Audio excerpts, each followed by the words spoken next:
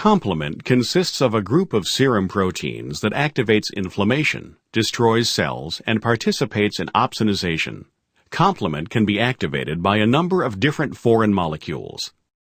The complement proteins respond in a sequential manner, producing a cascade of reactions.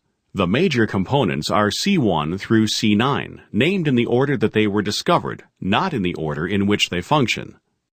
The complement cascade can be activated by the classical pathway or by the alternative pathway. In the classical pathway, C1 becomes activated when it binds to an antigen-antibody complex. The activated C1 then cleaves C2 into C2A and C2B, and C4 into C4A and C4B. C2B and C4B combine to form a protease called C3 convertase. C3 convertase then cleaves C3 into C3A and C3B. In the alternative pathway, antigens such as endotoxin, polysaccharides, or cell wall components react with C3b. Small amounts of C3A and C3b are constantly being formed from C3, but without activation they are soon destroyed. C3b reacts with the proteins factor B, factor D, and properdin to form a complex called C3 convertase, which cleaves C3 into C3A and C3b. Both of these pathways of complement activation follow the same sequence after cleavage of C3.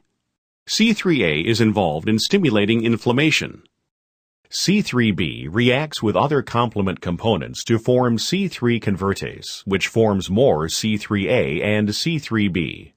C3b also attaches to the surfaces of microorganisms.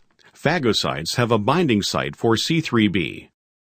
Therefore, microorganisms with C3b bound to their surfaces are more susceptible to phagocytosis. Coating of bacteria to make them more susceptible to phagocytosis is called opsonization. Addition of properdin to C3 convertase results in formation of C5 convertase, which cleaves C5 into C5A and C5B. C5A enhances inflammation and acts as a chemoattractant for phagocytes.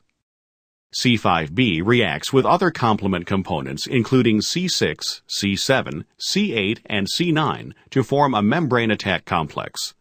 This structure forms a hole in the cell membrane and causes cells to lyse.